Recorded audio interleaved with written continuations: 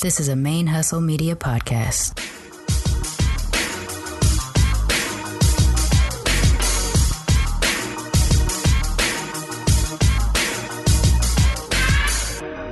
Hello and welcome to the show.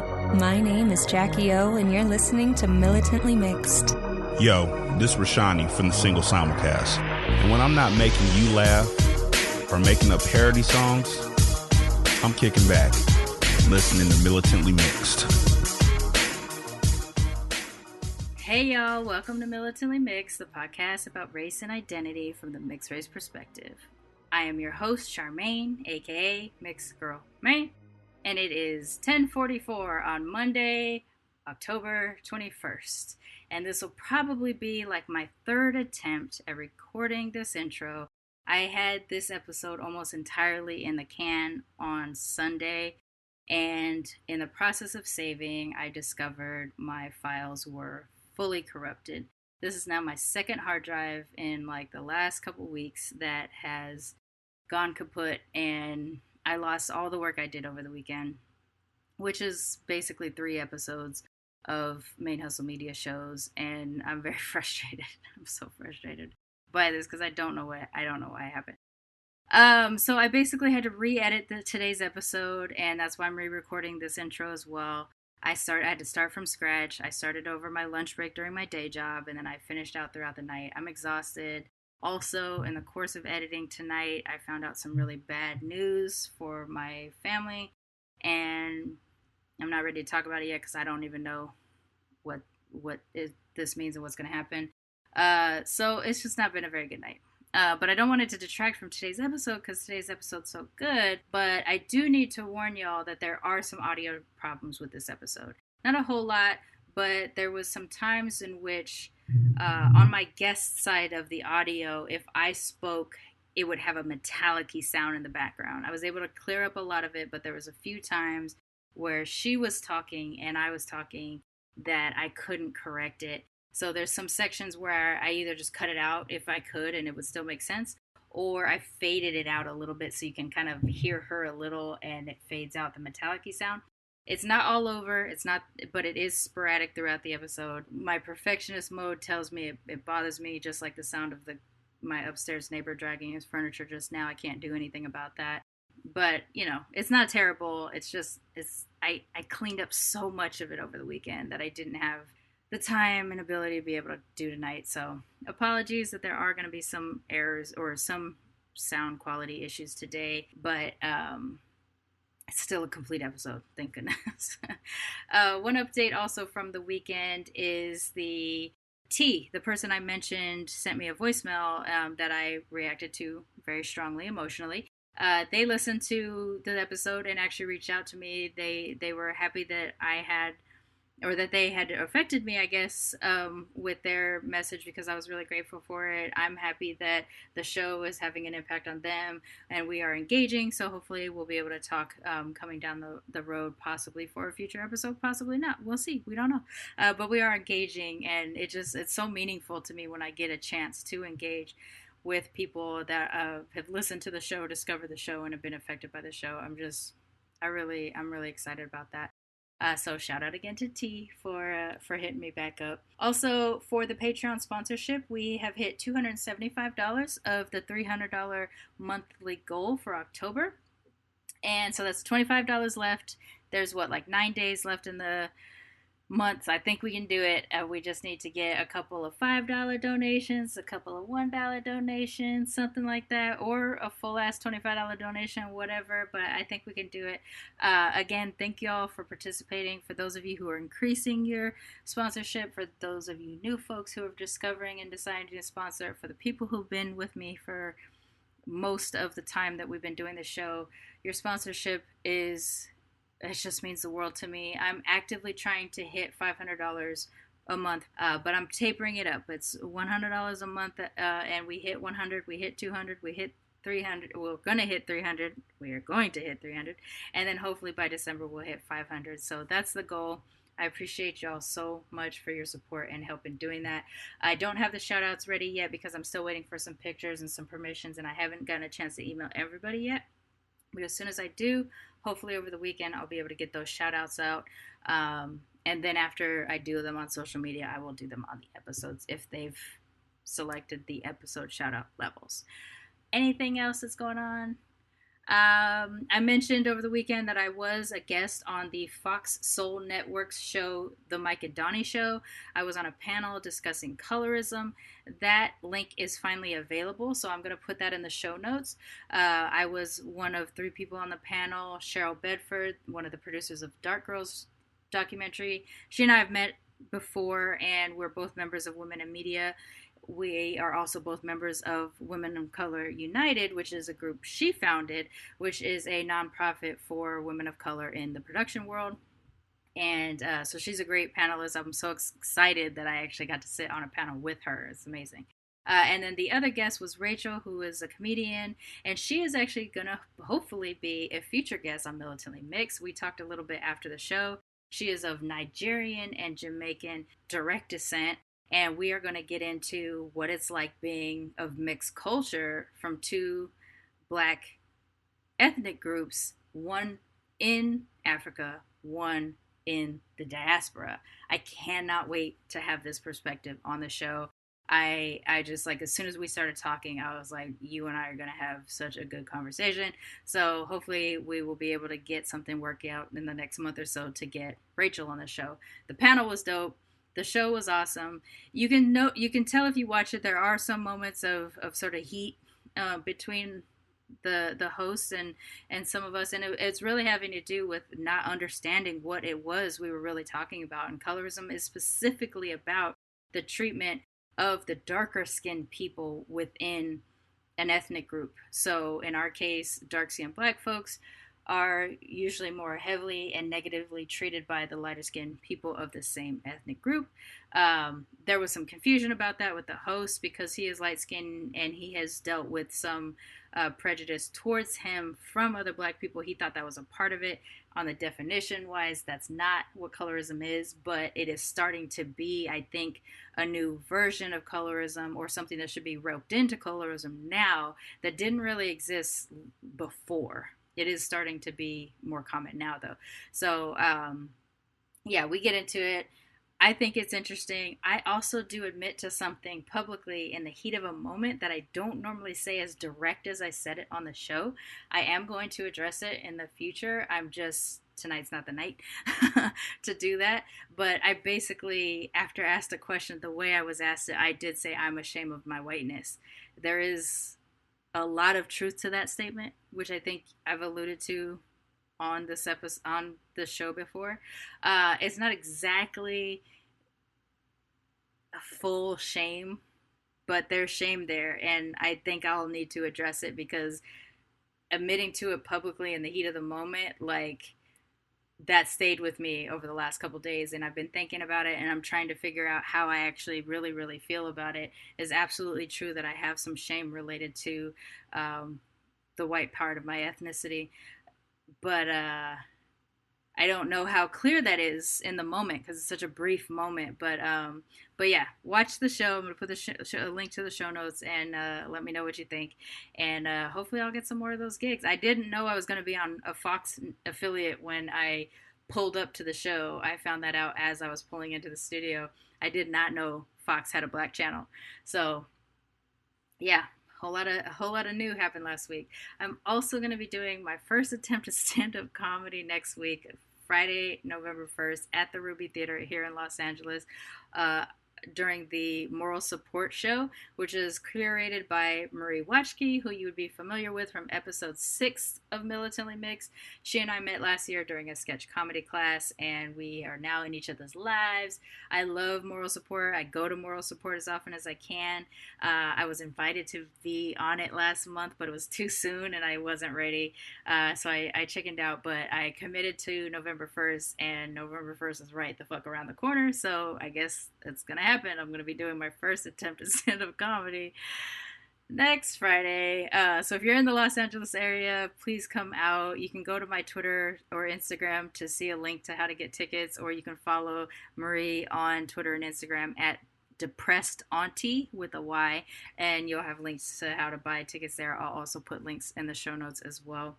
All right, so for today's episode, I am really excited about this guest. I'm glad to be able to share with y'all a content creator that is mixed and is creating mixed race content. My guest today is Malaina. She is the author of Lavender, What Are You?, which is a children's book about a mixed race child and the dreaded question we all get asked: what are you? And this is sort of Malaina's direct response to being asked that question her whole life, being called white from the black people in her life and being called black from the white people in her life. She is biracial, black and white, and we talk about her understanding of what she was growing up and how that has impacted her as an adult. We also talk a little bit about what you find out when you do your DNA test. So, okay, so here's just a little bit of a getting on my soapbox for a minute. I am a person that believes in contributing to our own community as much as we can. With mixed race folks, I don't know what our buying power is. I don't know how we measure our buying power as a community.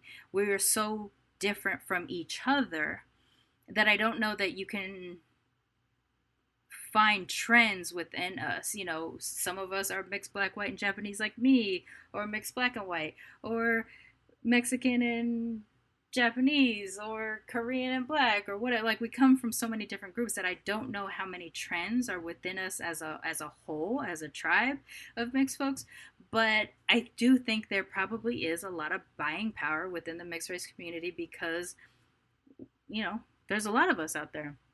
And I think we should be sponsoring or purchasing or putting our money in some way, shape, or form back into mixed race businesses, content creation, artists, whatever, to keep it within our community, to start creating some generational or recycled wealth within our own community. And this is exactly what I'm talking about. My guest today has self-published her book. She is selling it on her own website, The Mixed Aspect. I will put links to that in the show notes. She could have gone any number of ways to get it published, but she was able to keep the control of it by doing it herself, and she needs our support. At the time we recorded this book was in pre-order. It is now totally available on the Mixed Aspect website to purchase. If you have mixed race kids, it's an opportunity to show them themselves in a book while they're still young enough to not know that there was a time in which we didn't get to read books about people that look like us. If you don't have kids, though, I think besides just supporting another mixed race person and in their endeavors, I think maybe you'll discover something maybe about yourself that might touch you a little bit. Maybe it's something you can share with a sibling who does have kids, something you can buy as a gift. If the holidays are coming up, if you do celebrate the holidays, the gift-giving holidays, it might be an opportunity to give a gift to someone who has a mixed race child or to a mixed race child. Support within our communities as much as possible. That's why I ask y'all to donate to my Patreon, because your support helps keep me going, but it also helps me sustain my life while I'm doing this. And I think this will be the same for Malaina as well. So I will put all the links in the show notes. Follow her on social media. She will follow you back because she believes in supporting people who support her. And I think that's it. Without further ado, please help me welcome Malaina into the Militantly Mixed family.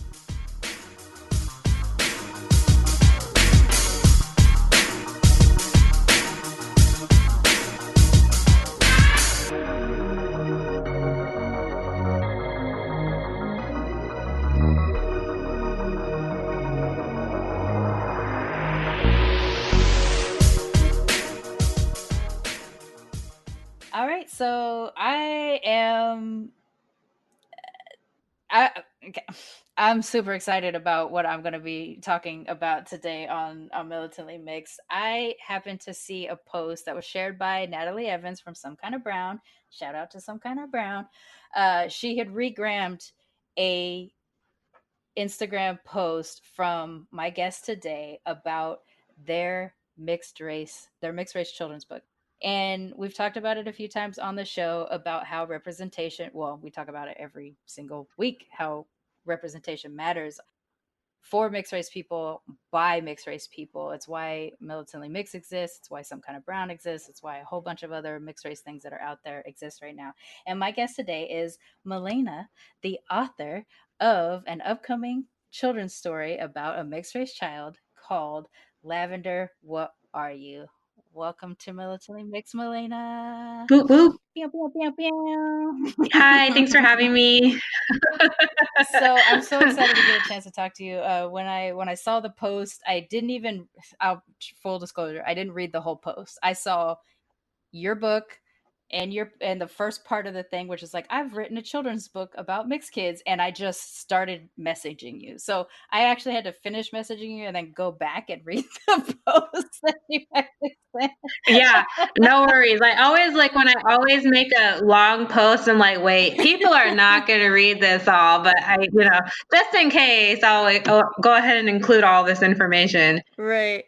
No, I was just so excited to see somebody doing something, I mean, it's the kind of stuff that we didn't get when we were kids, and so when you see someone doing Right. it, I just got so excited. So thank you so much for joining me on the show. Thank and you. Why don't you tell everybody a little bit about yourself and let's get into it. Sure. I'm Malaina and I'm mixed. I'm mixed with white and black, but recently I did, the whole ancestry DNA thing because growing up I never really knew much more about my mix outside of, my mom is white, my dad is black, and there you go. Okay. So I wanted to get a little bit deeper into that. And then so that whole thing kind of made me feel a little bit more solidified in my identity too. But I'm mixed with white and black. I'm black and white.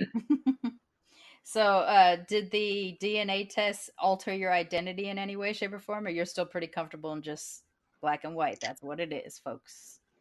Both, but I do. So, I mean, I grew up in the South and I'm seen as a black person. I'm treated as a black person. I was raised as a black person. My mom's side of the family, my white side of the family is majority racist. Don't like black people very much. And we were ostracized. So I do identify as a black woman, but I am slowly, as I'm getting more entwined with the mixed community, starting to get a little bit more comfortable in identifying as mixed, because what my ancestry showed me is that I'm actually more European than I am African. So that's a trip, isn't it? Like when that happens, it's a real trip. Yeah. So I'm technically more white than I am black. Yeah. So same type of deal with me. I'm triracial. Both of my parents were biracial, but my dad was half black American, half Caucasian British. So like colonizer British. Nice. But like from England, so like that's the colony is strong.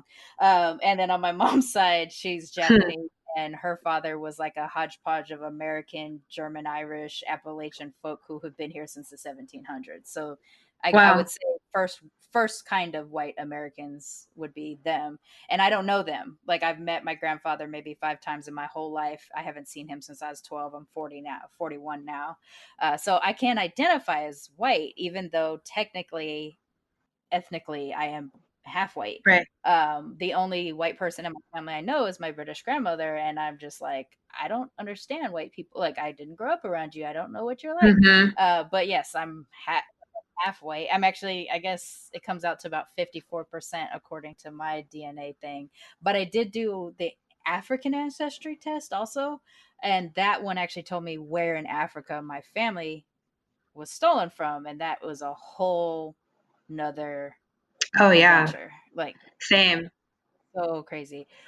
But that's the thing, with us, like we present one way and we're raised culturally one way. So I think it's hard to talk about being mixed race without including culture and allowing to a certain extent for culture to be the dominant definer of our identity. So like you said, you're viewed as black, you're treated as black, and so it's hard not to identify as black even as you are aware of an ethnic mix. that might be a little bit more tilted in a different direction. Yes, and I find that people who have, the same mixture as me may look at it differently just because maybe they grew up in the north or where in neighborhoods where their neighbors were more diverse, and so they weren't treated a certain way or called things that made them only identify with one side of themselves, whereas people like me who, still deal with racism, tend to feel a little bit more comfortable identifying with Black just because that's where we felt more welcome or, Exactly. More accepted. Yeah, 100%. And for me, I have a presentation that, depending on where in the country I am, I'm either Mexican, Filipino, or Yeah. Dominican or Puerto Rican, Yeah. which is not what I'm mixed with at all. But I was raised Black, so I identify as Black, and Black people, I don't want to say let me, but Black people let me identify as Black. They can see it in my face. They can, even though my skin color doesn't reflect it, they can see it in my mannerisms and my culture and everything like that. Most specifically, hood Black, rather than just other kinds of Black. Specifically, hood Black is the way I was raised. Yeah. Whereas like the Japanese people are just like, oh, it's cute that you think you're Japanese. Like it's not a thing. It's like we don't mix, so Oh boy. that's weird. But yeah, so I think with the Black folks, because as a culture, especially here in America, Black people know that a lot of us are mixed anyway, and they understand that there's some mixedness we can't do anything about, and so Right. they're more welcoming of us. So let's talk a little bit about it. So are you still in the South? Are you East Coast now? Yeah, so I live in Florida. So I'm, Okay. I tell myself I just need to go ahead and learn Spanish because everybody thinks I'm Right? Spanish. I know everybody thinks we're Dominicans. Yes, come speaking to me in Spanish, and I'm like, yes, that's great. And I reply in a very strong American accent. I don't understand, but I'm happy to help. Yeah, I don't know how many times I've offended Spanish speakers because I don't speak Spanish, and I'm like, Yes, what? I had I'm not Latin. I had a woman get so mad at me. Like she looked at me like I disgust her because Oh no. so I just need to like go ahead and learn Spanish. But yeah, no, I live in Florida, Okay. South So Florida. is that also where you're from, or is that so? Like I always think of the South as all the states above Florida, and Florida is like South plus other Yeah. thing. So So like, like how is your thing? historically, Florida is the most racist state. We're just really good at hiding it. Mm-hmm. And I feel like Florida is diverse, but like, we have a very large Latinx population. We have a very large Haitian population. But at the same time, it's in certain areas. Like it's a lot of Latinx people in Miami. There's a lot of Haitian people, where I live. But in the more rural, like if you go towards the coast, there's where you find the diversity. But as you go more inland towards the center of the state, you get that's a lot of farmers, a lot of Right. agriculture, a lot of white people, a lot The of white. banjos play out there too. Yes. So everybody says Google Florida man and your birthday and just see what headline you get. Like that is true.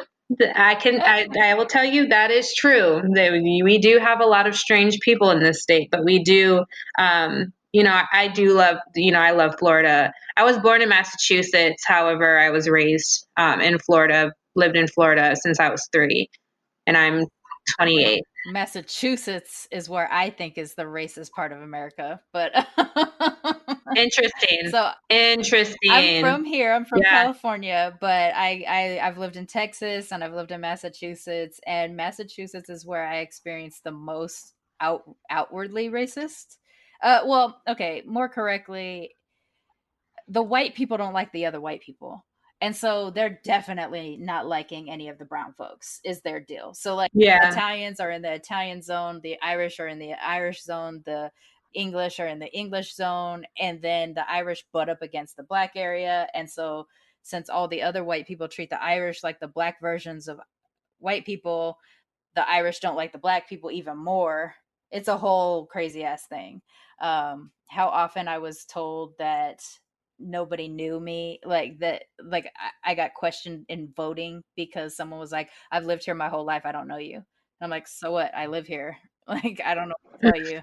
You don't know everybody is all I can say, things like that. Being followed around in stores, like it's definitely one of those things that I think when people think the North is not racist, my experience in Massachusetts told me 100% otherwise. Like, it's the one place I never want to go back to. That pretty crazy. Like, for me, my experience there was but the South is a weird thing because it's a kind of there's outward racism and then there's the subtle polite racism, the overly polite fakeness that is actually racist undertones and things like that. So it's the way we do racism around the country is weird and different. Yeah, and I do a lot professionally now with, I read a lot of books. Myth of Race is great. It should be a lesson taught, but I mean, once you read and you start reading this book, like you realize why it's not taught in schools, why we're not learning history. I study history a lot. We were never supposed to, even before race was introduced in the conversation, we were never supposed to get along because people just couldn't comprehend difference. Right. And they were scared. So out of their their scarcity mentality about Native Americans are just newness or survival of the fittest type of thing, is where you got all of this hatred, misunderstanding and all of that. So we need to learn from our history, girl. And the only way I'm able to do that is if I self-educate. So I do read a lot of books, and I will always shout from the hilltops, The Myth of Race. It's by a white, it's by a white anthropologist. I mean, he's not mixed. I could have swore he was mixed. No, he's white. Really? He's white. He's white anthropologist, Robert Sussman. He looks so mixed to me. Yeah, like he's white. He's white. Wow. Wow. Yes, ma'am. Because he's got that grizzly like beard and slick back hair thing. Yes. Like he looks like a Neanderthal. Yeah. I have a feeling that's what they would look like. Really light skin. I did not know that. That's crazy. I didn't know he was white. Yeah. But I mean, I think so I talked to a lot of other people that are in out there with mixed pages and who, get mixed people together, and we talk about this, and we all came to this sort of agreement that as mixed individuals, as basically what these racist people were trying to prevent from happening, calling us a hybrid or a deterioration to the human race, like all this stuff that they called people who would be birthed from two parents that are not of the same race. We are the ones, I feel like and I don't want to use the term responsibility, but I'm going to say it. We have the responsibility as mixed individuals, as proof that two people who have different skin colors can come together and love each other. I think we have the place to kind of bring to light that, race is a social construct. There's nothing scientific behind race. That it's the system, especially in America, the system was made to keep us apart. We are still living in the same system that was made when segregation and the Jim Crow laws were in effect. And we can't expect people to thrive and really seek their full potential, the full American dream, if we're still abiding by rules that were made to keep us apart. And just because mixed people, we have white people who love us, hopefully. We have, people, speaking of people who are mixed with black and white, we have white people that love us. We have black people that love us. And it probably will be easier for us to gain a mixed audience than it would be for someone who is, not mixed. And we talk about that a lot in the mixed community. We have a lot of ideas. Now it's just getting all of us together to really to do it and create the impact and to blaze that trail. It's actually something that I speak about quite a bit as well, is finding our tribe. And one of the things that I've noticed in the little over a year doing Militantly Mixed is that I have discovered have more in common with other mixed race people, regardless of what ethnicities they come from, than I necessarily have with the actual ethnic groups I'm a member of, right? So Mm-hmm. like just the shared experience that we have in terms of how we deal with racism or how we are confronted by racism tends to be the same whether I'm speaking to a black and white mixed person or another black an Asian and white mixed person or an Asian white mixed person. Like there's a crossover that we experience as mixed race people, especially if we're racially ambiguous presenting. Yeah. That ends up being one of those things too, where the same questions, which I assume is the question that motivated you for your book, is what are you, or what the hell they got mixed up inside of you, or oh, you're so exotic looking, where are you from, all Mm-hmm. those things. But no, where are you really from? Or actually you're quite beautiful for all those Yes. things, those really horrifying questions that are othering us. Has I realize now, oh, these are the people I have the most in common in, the people, no matter what we're mixed with, we have this shared experience. Does that take away from the cultures that I love that I'm mixed with? Absolutely not. But I won't 100% understand their experience, and they won't 100% understand my experience. And yet, a mixed person who is of different ethnicities of me and I can have a full ass conversation, completely understanding what the other person is talking about.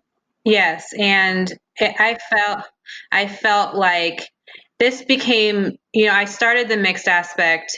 It'll be 2 years next month, and in the process of starting it, and before I was just so comfortable in my Black identity that I didn't really see like if I was the right person to be someone, on the front line and arguing the mixed race, arguing human race even. And it wasn't until, well, one of the experiences that I remember is sitting in my office, and talking to someone. I do not have a PhD. I have a bachelor's degree, and that's probably all I will ever have. But there was this woman who I worked with, a PhD, and she works in data and evaluation. And I said, can we get rid of that other as an identity in your race column, because that shouldn't be an option. And she didn't understand why. And I said, do you know how it feels to look at a list and have to bubble in other? It's so dehumanizing. Do you know how it feels to look at a list and not know what to put? Do you know like the confusion? And that's something that she couldn't relate to as a white woman. So yeah, she took it off, but I like having to explain that and explain that, you don't know how it feels to look at something and not see yourself.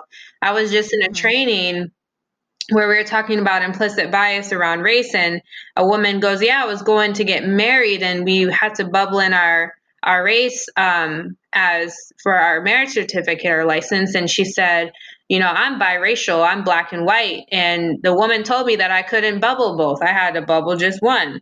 And she's like, and I asked her, why can't I bubble two? Because I'm both.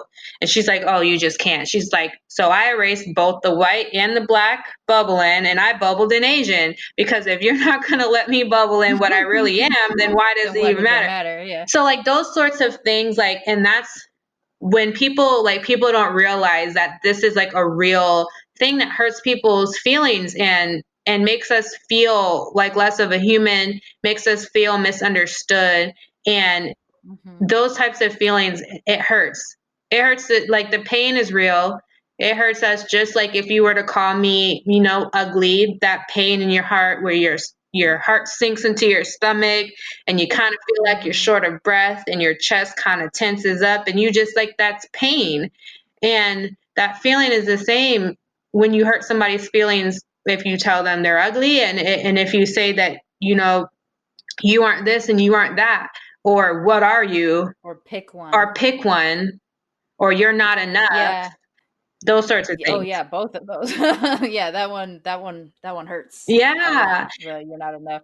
I know, because I've been told. I mean, things have shifted. I'm 41, so I've seen the shift go from pick one with no category for anything ambiguous Mm-hmm. to other, which I would scream, but I'm not an other. Like, what the fuck is an Yeah. other? It would drive me so crazy. And so now we see two or more races, right? This is the first time that I was like, okay, I don't think we should be checking these boxes, but if we're in a society that requires the boxes, at least now I have a place I can click. Eventually there was the whole thing of, or like, choose everything that applies. Even that was helpful, because then I could select every box. But yeah, I mean, I've had tests thrown out, because like standardized tests thrown out, because I selected multiple races. I have had a Jewish teacher in high school tell me that if I was smart, I would pick white because I'd go farther in life. And I was like, yeah, but that's on a test. When they see my face, they're going to know I'm not a white woman. Like, Yeah. what do I do with that?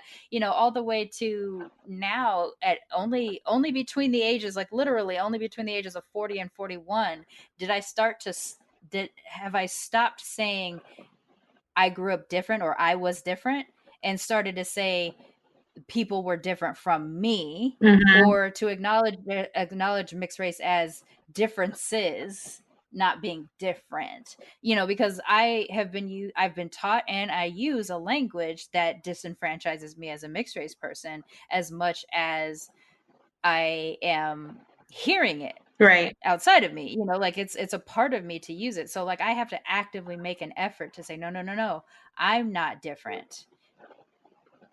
All of us are different from each other, or whatever the thing is. We all have our differences. Yes. And more specifically, in white spaces, I will use the disenfranchising languages geared towards white people intentionally, Oh, yeah. to make white people more aware of what it's like to be a person of color, because I think it's important that when they understand something is not centered around them, they don't know how to deal.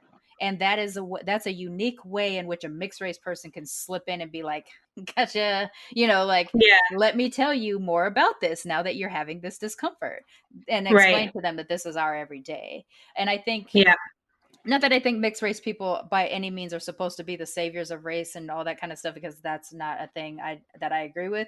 But I think mixed race people are more uniquely qualified to explain what it feels like to be different from most people around them than maybe not 100%. That's not quite how I want to say it. Well, yeah, I Because we can understand. switch between different, because we can step our toe between different races. We may have a clearer path to explain to a monoracial person of any race what it's like, what they're experiencing in that moment, I guess, is what I'm trying to say. And also to like, and yeah, the whole savior complex is wrong. You never want to approach a situation as if you're trying to save a person, because that can also be offensive. Right. Just like bringing the races together and realizing that there isn't a difference between, outside of visually different, or having differences visually through race or skin color, like that. This was a construct that was made to separate people and enforce inferiority, Mm-hmm.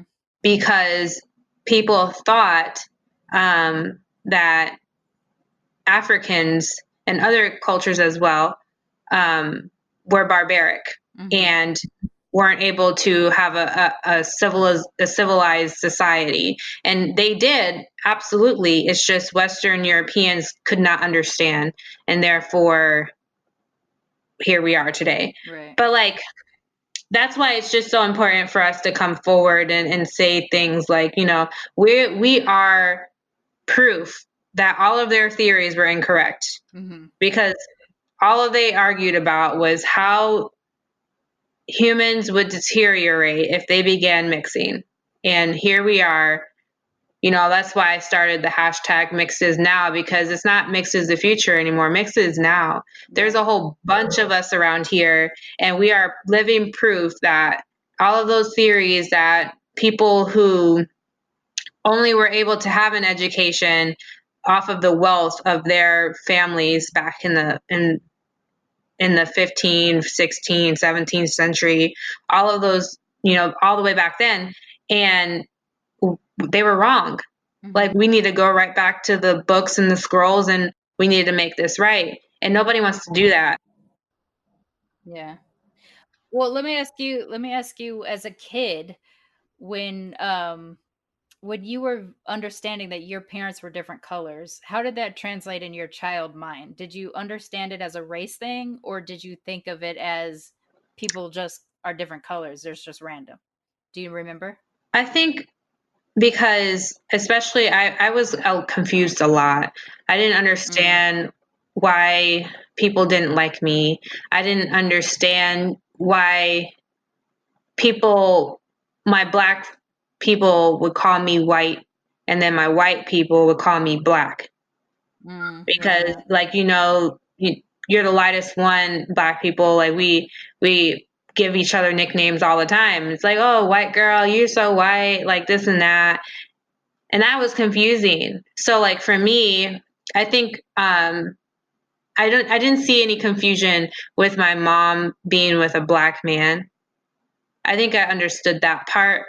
My confusion came in when I couldn't understand why people didn't like it. Okay. Okay. Yeah.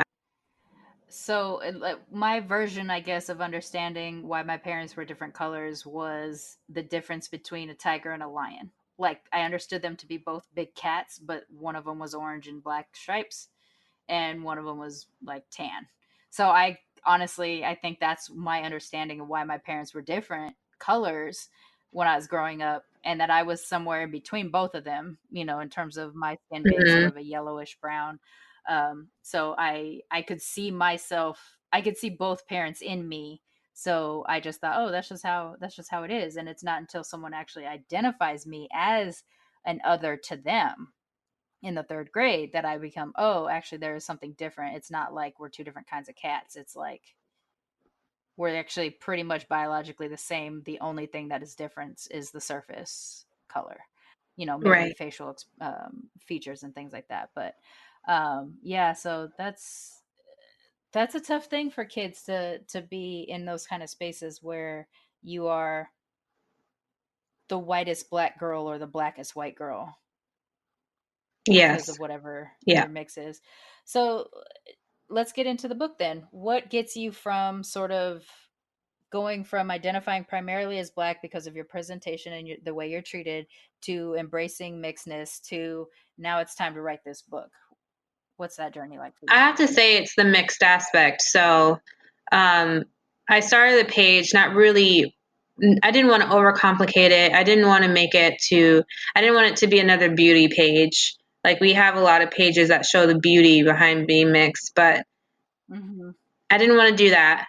And then I also wanted to show how I wanted to give the voice. Like, we have the face, like the beauty of being mixed. We have like the social issues. We have the problems, but where's the story? Where's the voice? So I felt like I wanted to add that. So when people started sending me, like, it was like rapid fire. Like, people were DMing me their stories, their quotes. I didn't really have to spend a lot of time like looking for that stuff. Like, a lot of pages starting out, you spend a lot of time like looking for like content, looking. And then I realized, like, just reading all of that, a lot of moms would DM me and ask me questions about their teenage daughter. A lot of people would, want to talk about their childhood and all of this. And then I was thinking about, okay, I'm writing a book about my story for people who want to read about that.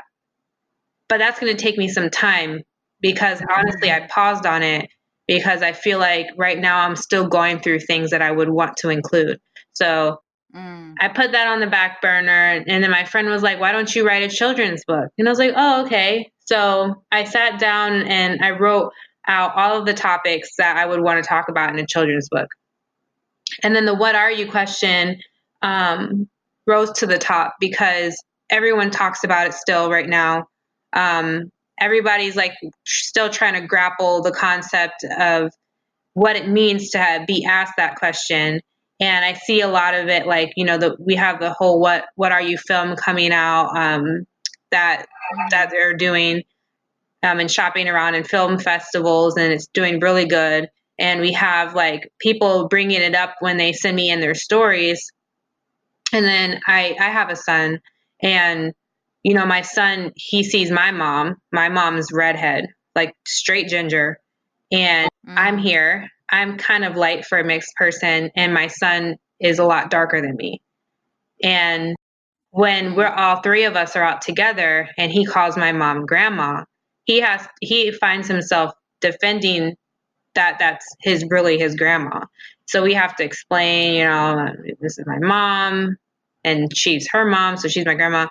And I see him battling with the whole what are you question. And I sat down and I started writing, and that's really how it came about. And I really wanted to make sure that not only am I showing or portraying what it feels like to be asked that question, but I also wanted to provide a conversation for parents to get inspired by. So if I'm picturing, you know, like a white woman or a black woman or a white man or a black man reading this book to their child, I want them to hear what I'm saying and what the characters are saying and get inspired to have their own, you know, personal thing that they would tell their child. Because, you know, we have to be direct. And yes, if you have a mixed child, your mixed child is going to go through these things. They're going to face these type of questions, and they're going to feel hurt at a very young age just because of the things that they're going to have to go through as far as their identity is concerned. So I also wanted to provide something for parents, and then I also wanted to provide something for other children, because I include a white child, a black child, and an Asian-looking child, but possibly be a white child as well.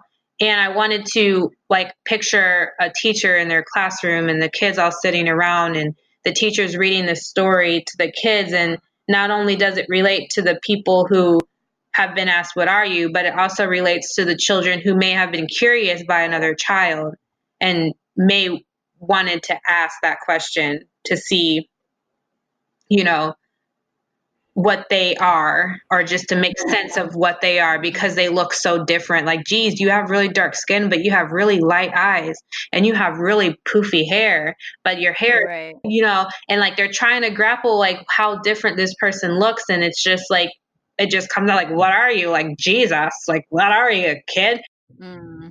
It's like, what do you mean? Like, I'm a person, I look in the mirror every day. I know how I look. I don't feel like I look any different from anybody else, but here I am realizing in solitude. Okay. I want to put emphasis on this. By myself.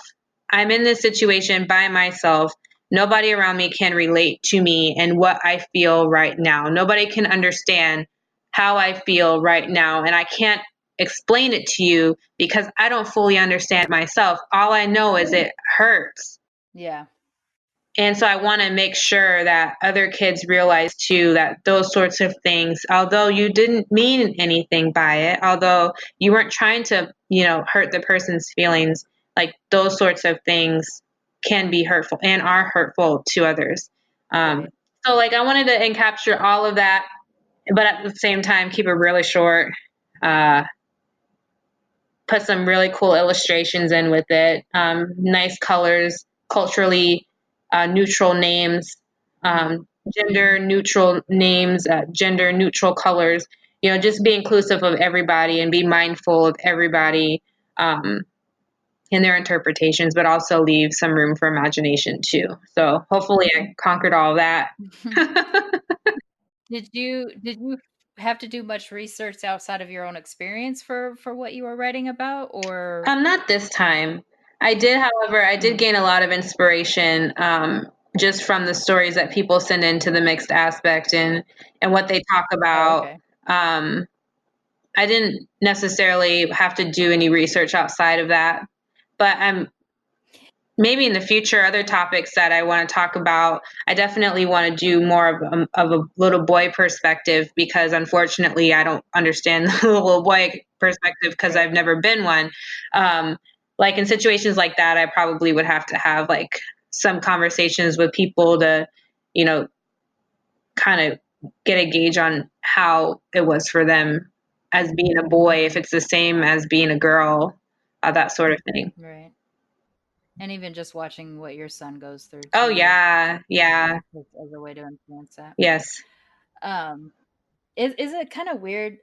So I go my whole life sort of craving mixedness and finding it wherever I can. And even when the internet, so I grew up, I was 19 before I really started having access to the internet, and that was really infrequent. And then by the time I'm sort of like 22, 23, that's when I actually start using internet every day. And now that I'm 41, it's only until the last couple of years I started to look for mixedness online. Like it just never occurred to me that there would be a community out there for me. I was just still floating around being my little weird mixed ass self and not knowing how to connect with folks.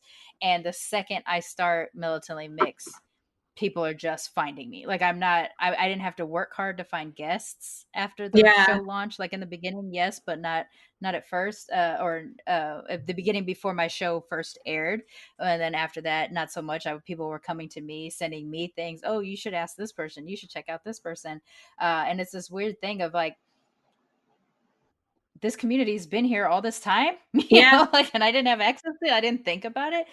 So I think that's still happening where people are kind of discovering that we're out here and that we exist. And I don't know in terms of the different organizations, and by organizations I just mean anybody willing to put together a mixed focus page. There's not a lot of crossover between us yet, besides the fact that we all follow each other. I haven't had a whole lot of engagement with the exception of people I've had as guests on my show. So now that we know that we're out there and we exist, we should be sharing each other and promoting the things that we have going on so that we can continue to build that community and that tribe. We're getting close to the end. So before I start to wrap up, I do have one question I like to ask all my guests because sometimes we do talk about very traumatic experiences that we've had, and sometimes it's just like I don't know, this is everyday mixed life, but I like to end it on a positive. So, why don't you tell me what you hmm love the most about being mixed? wow.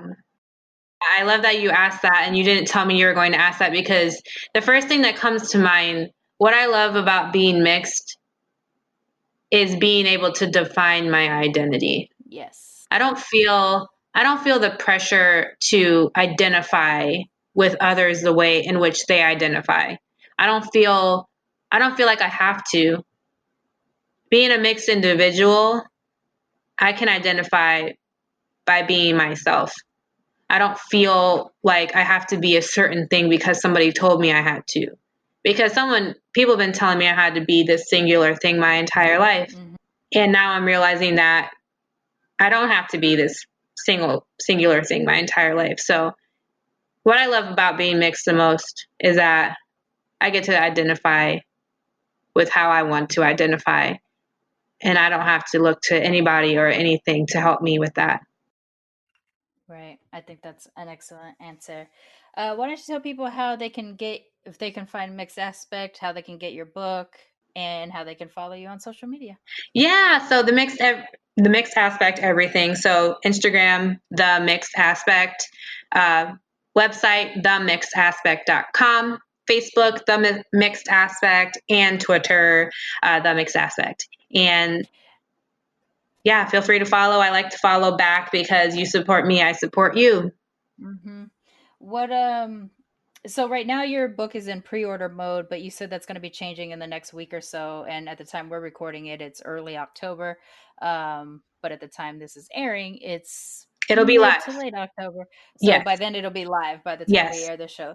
So go on to themixedaspect.com and get one of your books. I know that you were saying earlier on your Instagram live that it's if it's United States it's easy to ship, but if it's international, you have to do a little bit extra to get it to them. Is that they still can they order it through your page, or do they have to email you directly or something? So if you're in the United States, you can get the book through themixedaspect.com. If you are outside of the United States, just DM the Mixed Aspect, and I'll send you a personalized link where you can get the book yourself. Okay. I do have a lot of international listeners, so I want to make sure that if you're out there on these mixed ass streets all over the world, you can get Yes, girl. Yes. We have the Lavender is out in Italy right now. She's in Canada. Yes, please. Nice. Yeah. You can get it if you want it. I'll get it to you. So the book is called Lavender, What Are You? And it is a children's book about a mixed race child. This is a huge fucking thing for us people. Like, it just is. It's just a big deal for us to finally have access to stories from fictional narratives to real life. And honestly, I think once we start crossing over into fictional narrative, which I talked about earlier on an episode of Militantly Mixed, once we cross over into fictional narrative, people will start to understand that we exist. I don't know why that is the case, but you see it, you see ideals and you see policy shifts and you see change in people once we become a part of fictional narrative, because don't know why. I wish I understood why, but it happens, and I'm so glad that you are creating this. And I assume there's some real life experiences going on with that you've filtered into your main character and everything like that. But ultimately, it's a fictional character that you've created. Yes. And there's meaning behind everything from the title. My son helped me pick the names of the characters. The mom in the book looks like my mom. So it's definitely nostalgic and very personal to me, but also relatable to everyone. Well, thank you so much for doing that, for writing this book, and for coming on the show and sharing everything. So everybody, if you're listening and you want to get the book, there will be a link in the show notes. But of course, also we've already named the website here as well. And yeah, don't forget to be your mixed ass selves. Thank you.